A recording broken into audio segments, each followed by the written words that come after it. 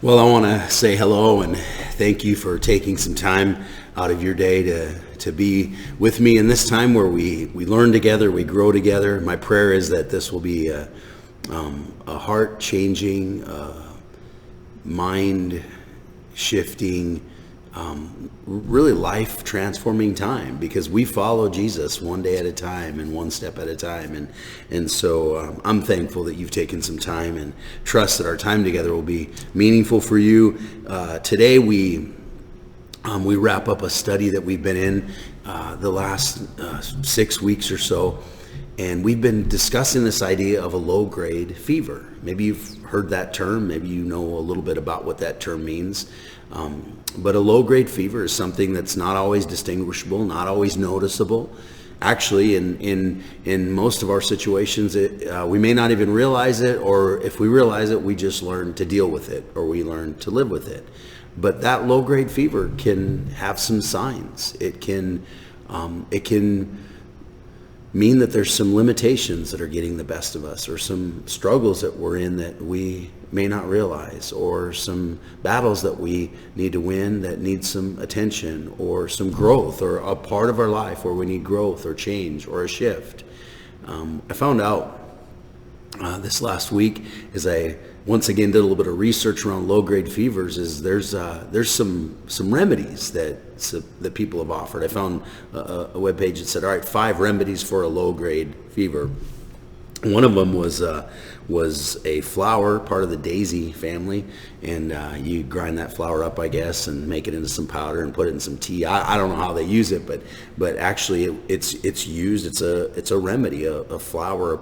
There's another plant-based remedy called Echinacea, and it's the same idea. It's a plant-based remedy that would be like an herbal treatment that can help a low-grade fever. Some of you have heard of ginger root. Ginger root is something that some people use for different ailments, and that's one thing that it can be used for, is a low-grade fever.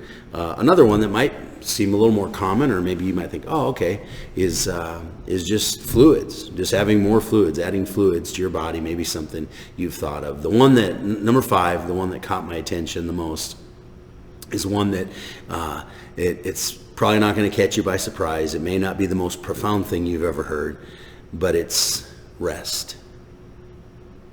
Yeah, just rest. Rest can be something that helps a low-grade fever, because maybe our body is telling us something. Maybe it's signaling to us that we're going too hard or pushing too hard. And as I think about living in a broken, confused world, as I think about the fact that every one of us have things that we face every single day, we have battles that we walk through, limitations that we address, concerns that can sometimes overwhelm us, or even possibilities, good or bad possibilities that can kind of wear on us a little bit. All of us have some low-grade issues in our life that we want to be aware of, we want to address. We don't want to just learn to live with, because God has more for us. And that's why in our time together these weeks, we've been talking about living beyond the low grade. Living beyond the low grade. Walking in more of what God has for us. There's a theme verse that we've been using. I'd like to read it again. It says, I pray that out of his glorious riches he may strengthen you with power through his Spirit in your inner being, so that Christ may dwell in your hearts through faith. And I pray that you, being rooted and established in love, may have power together with all the Lord's holy people to grasp how wide and long and high and deep is the love of Christ, and to know this love that surpasses knowledge, that you may be filled to the measure of the fullness of God. And that's the desire. That's the desire, is that we walk in the fullness of God. That word fullness means sum total. It means complete. It means having all that you're made to have.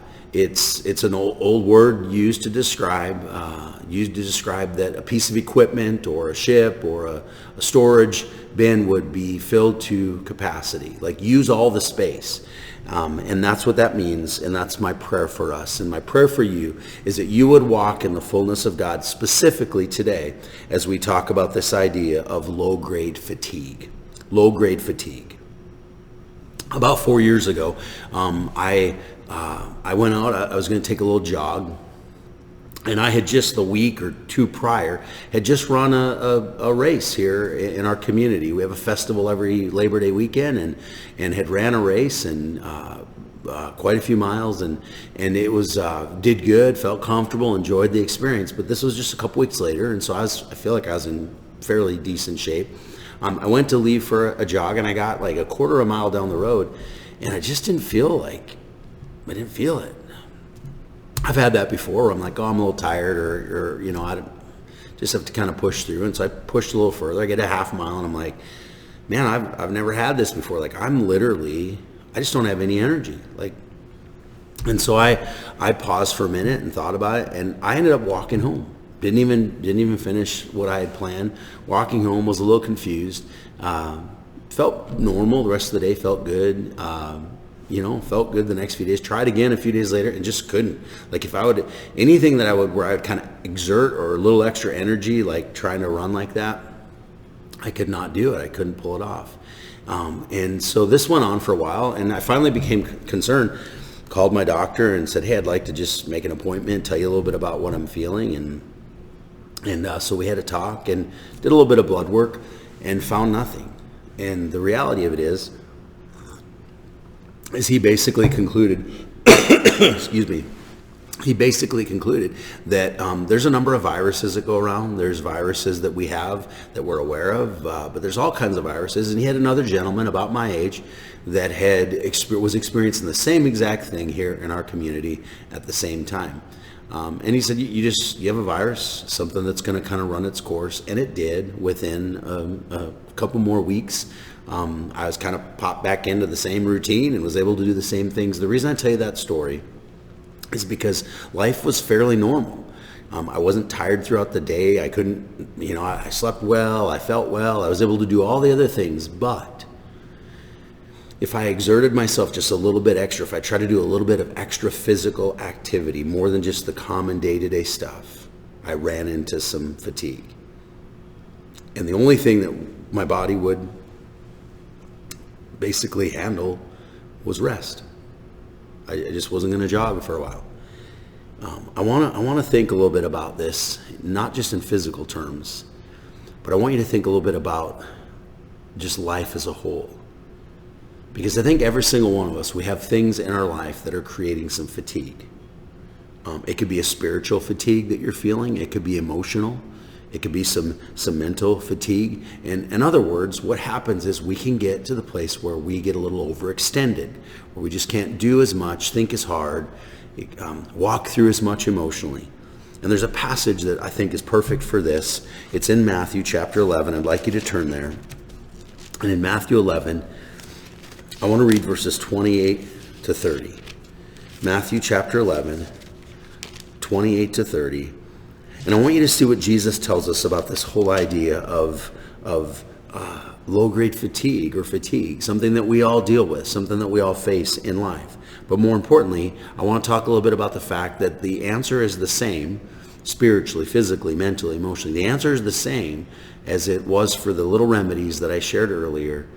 You don't need any more ginger root. That's fine if you want to try one. You don't have to grind up a daisy and put it in your tea. You need rest. There's some rest needed. And what that looks like will be different for all of us. But it's the idea that we need refreshment, pause, and God is wanting our attention. In Matthew 11, it says this, starting in verse 28, "Come to me, all you who are weary and burdened, and I will give you rest. Take my yoke upon you and learn from me, for I'm gentle and humble in heart, and you will find rest for your souls. For my yoke is easy and my burden is light." Maybe you picked up on it. This is a great passage for many applications, one that I've gone to many times, even shared, even taught on before.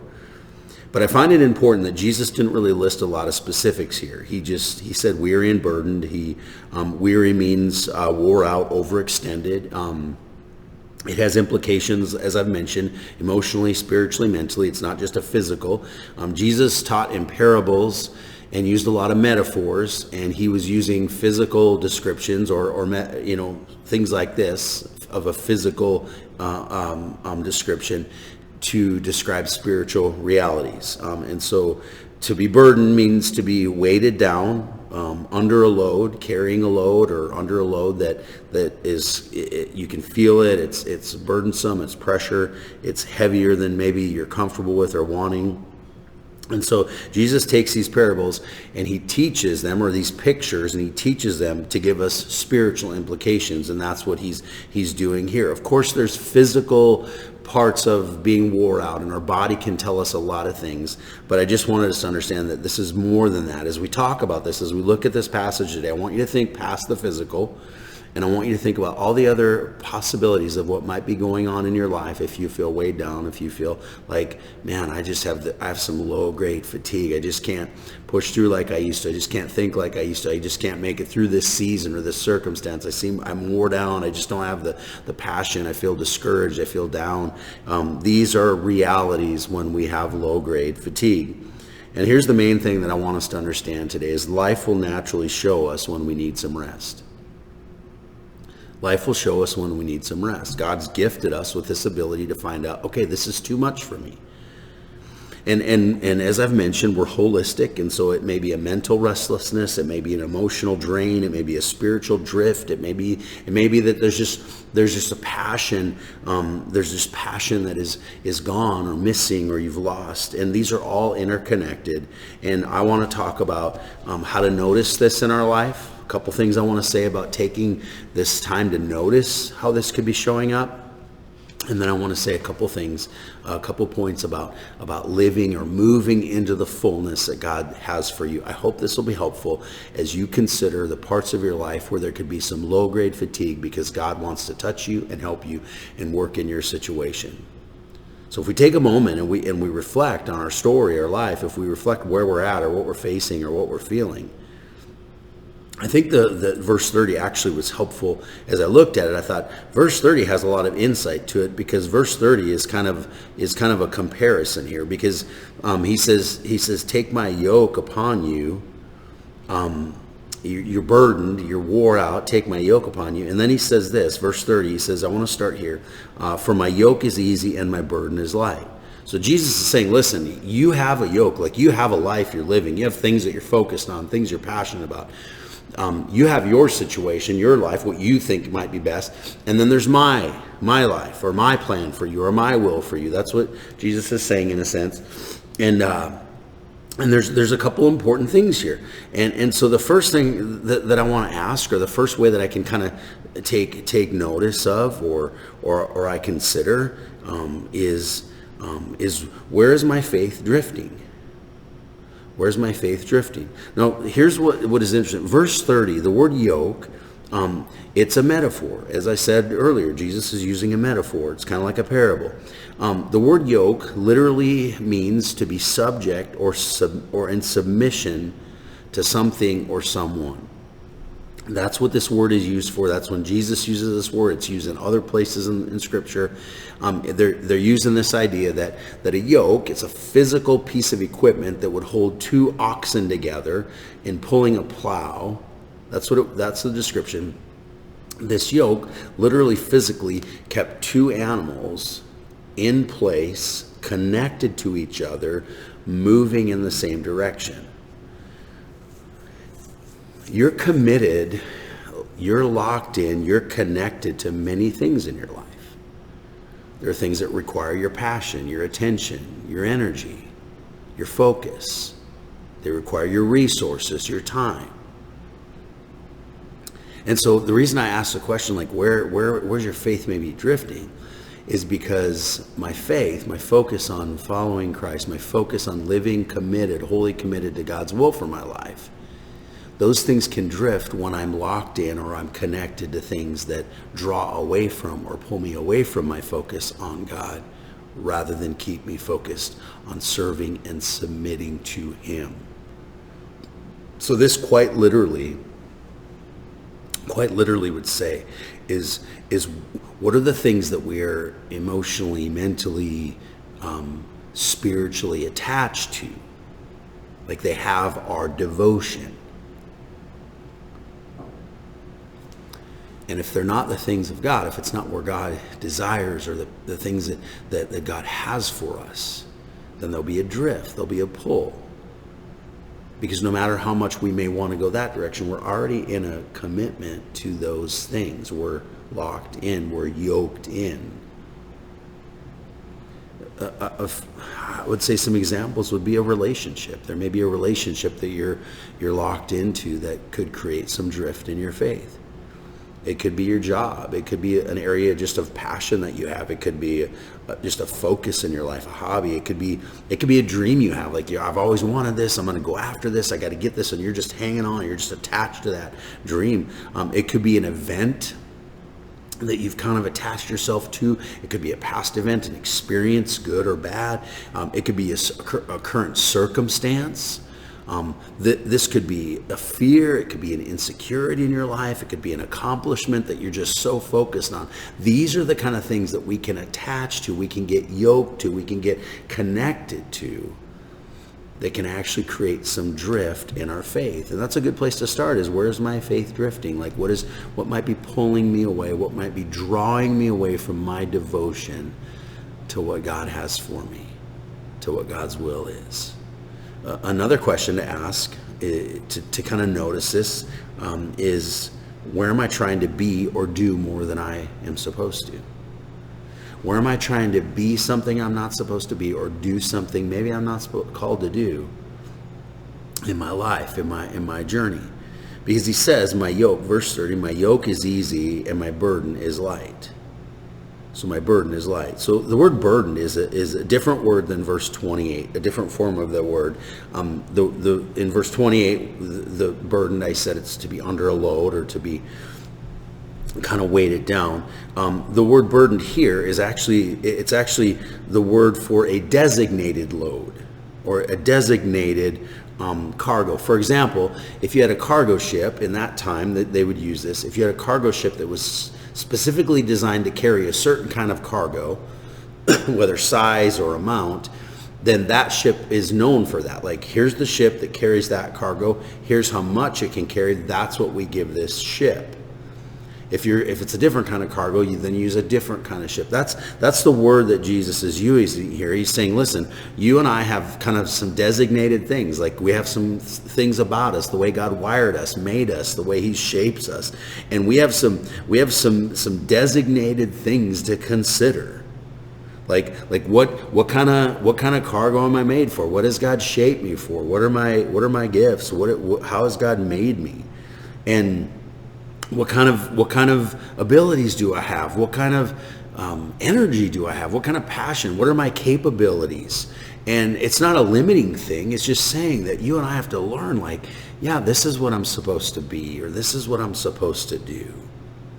You know, I was at a gas station recently, and there was a big camper rolls in, and there's this small SUV pulling this camper.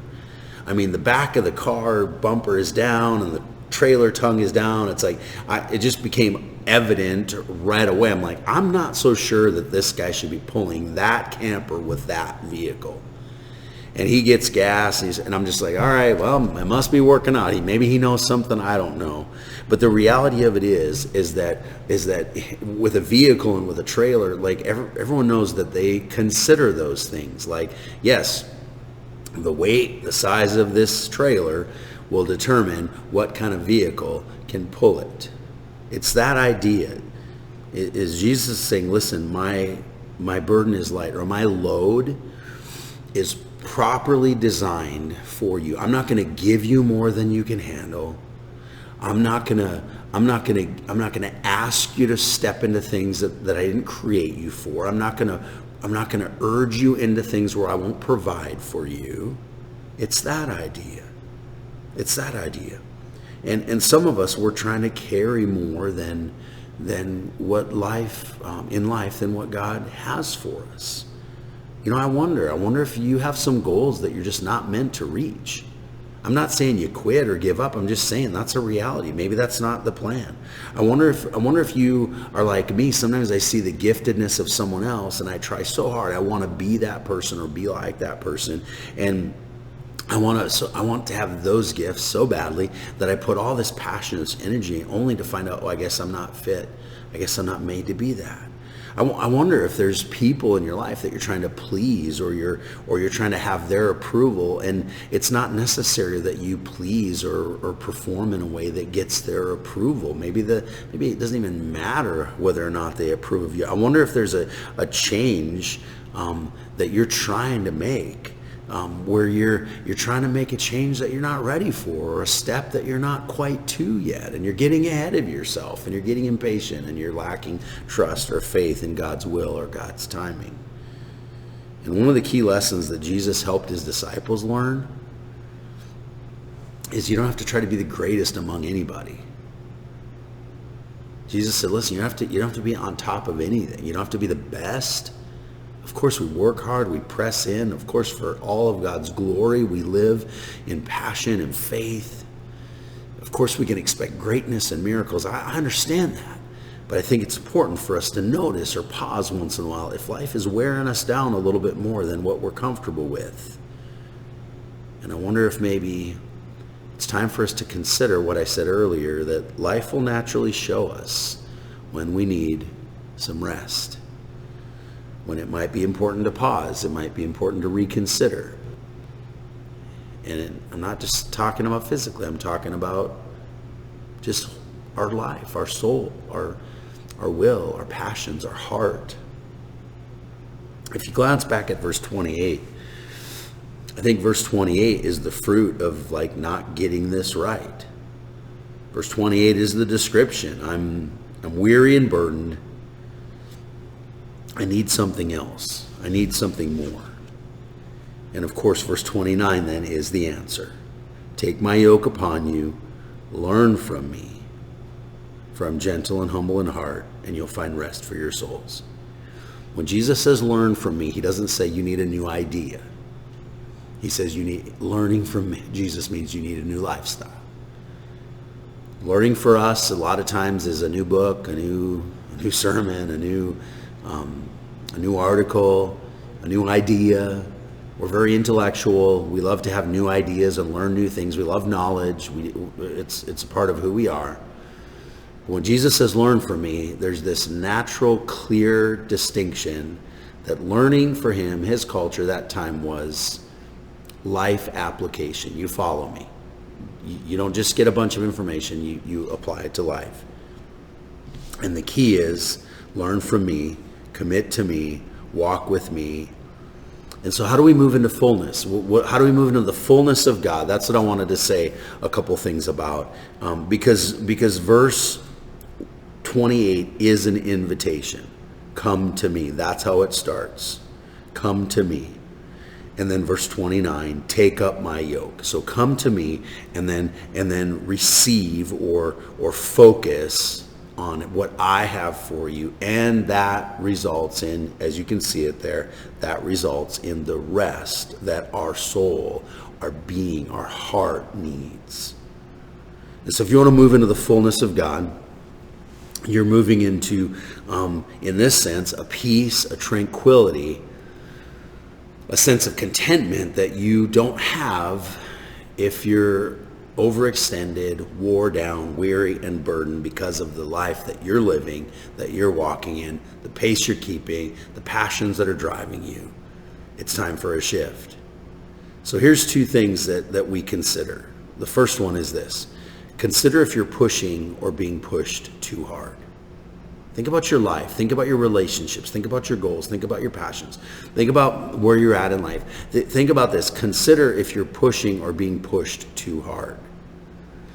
When Jesus uses the word gentle in verse 29, take my yoke upon you and learn from me, for I am gentle.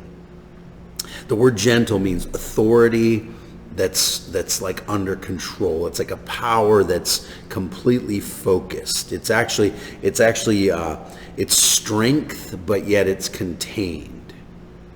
I've seen this before in construction. Like I have a couple friends that have run heavy equipment, and I've watched a few YouTube videos where you get these guys that can literally do unbelievably small things with the bucket of a massive excavator.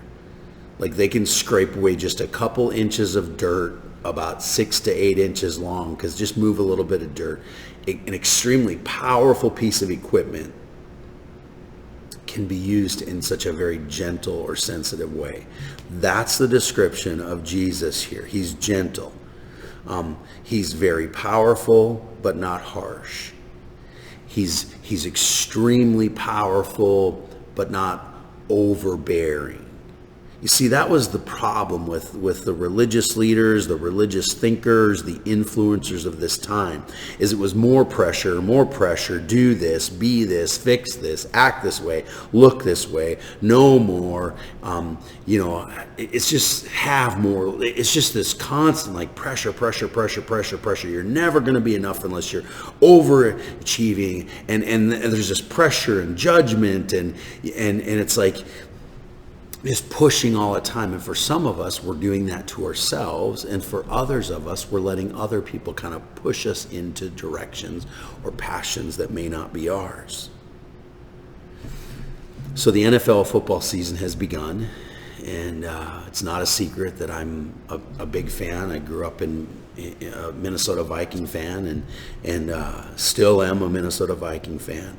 And this last year, they completely changed their staff. New general manager, new coach, new coaching staff. So I was curious about it, and so I watched some of the interviews and just got a feel for, okay, what's the new staff like? What's the new coach like leading up to the season? And one of the things that stood out to me is there was a very clear, and it was even mentioned by the ownership, there was a very clear shift that took place. They shifted from the old school pressure, yell, fear, push, drive, motivate through all this pressure to a younger coach and a younger staff with a different approach of really connecting. And it really is a shift that's happening in our culture. Some of us, we're kind of old school. If you just pressure me enough, I'll finally do what I'm supposed to do. If you make me feel bad enough, if you judge me enough, man, I'll get my life in line. That sounds like a Pharisee. That sounds like the religious leaders Jesus was dealing with. If you make me feel bad enough or pressured enough, then I'll do the right thing. And this new coaching staff is like, no, I want to try it a little bit different. I want to come alongside and make sure that people play the role that they can play, motivate them through inspiring them and offering them opportunity and offering them a new look at the game. And that's what Jesus is doing here. He's like, listen, there's another yoke you can carry. There's another way you can function in life, but mine's a little bit different. My yoke is gentle. It's not going to feel the same. It's not going to look the same. And some of us just need that. We need some rest. You don't have to match up all the time. I wonder, let me ask you a few questions. Just think about this for a second. Maybe even close your eyes if it would help. What are you trying to prove that could be wearing you down?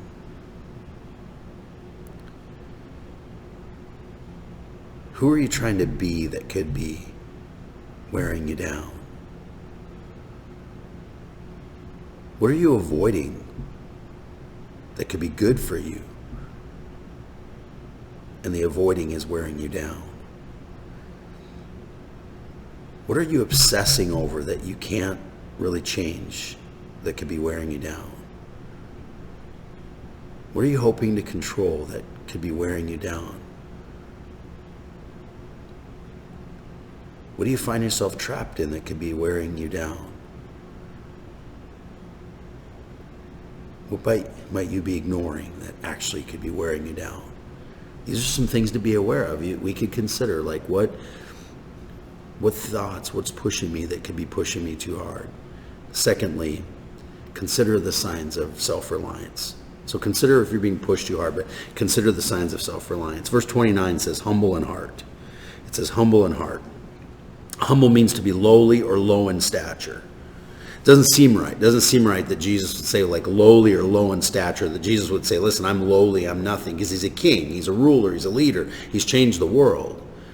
And so let's put this together, because I like to be driven, and I want to be committed to action, and I love the idea of powerful and big and movements of God and big changes. But yet Jesus was so powerful. He was the king, the creator of the world in the flesh.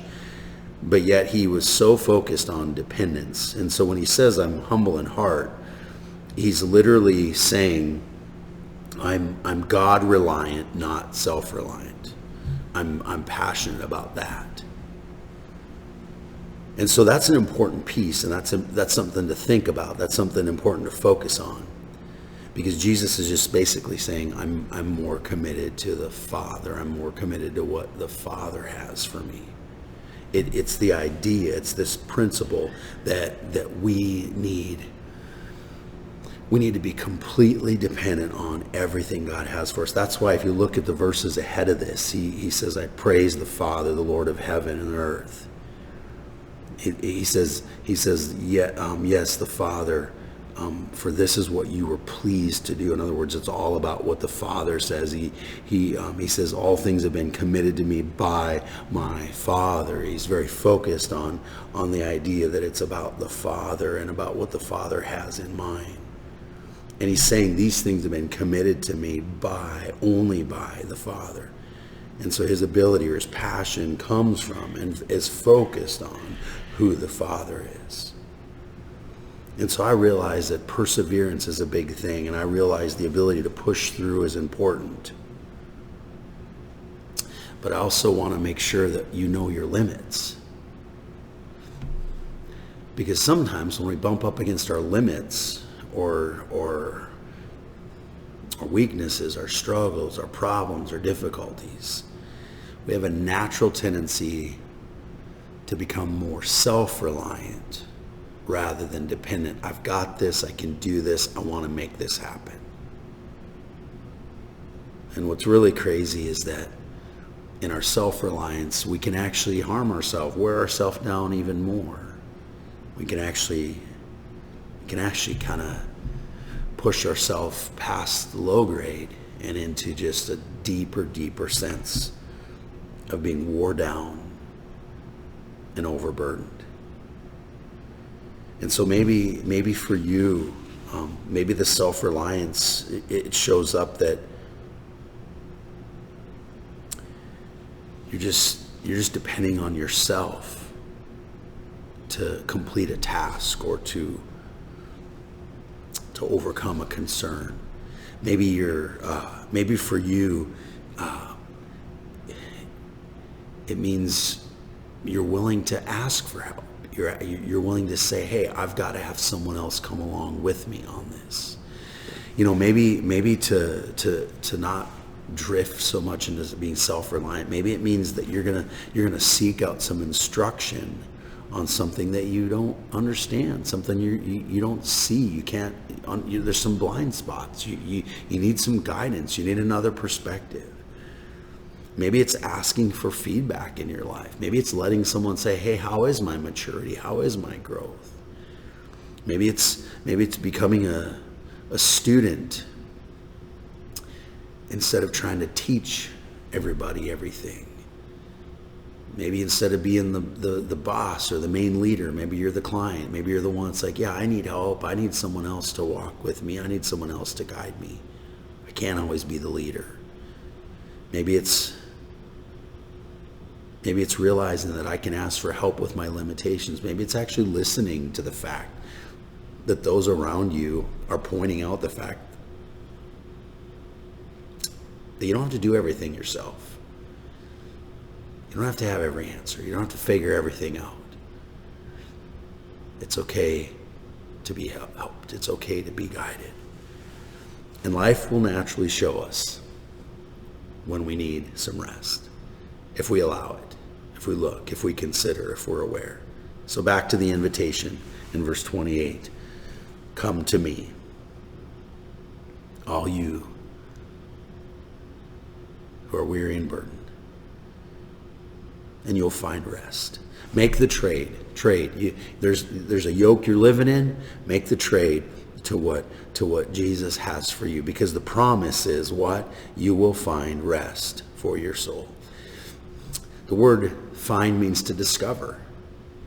The word find also here in this setting, the word literally means not only will you find now, but you will continue to find. So it's not just a one-time discovery. It's actually, Jesus is saying, listen, I'm inviting you into a lifestyle of searching and discovering, looking and finding, searching and finding.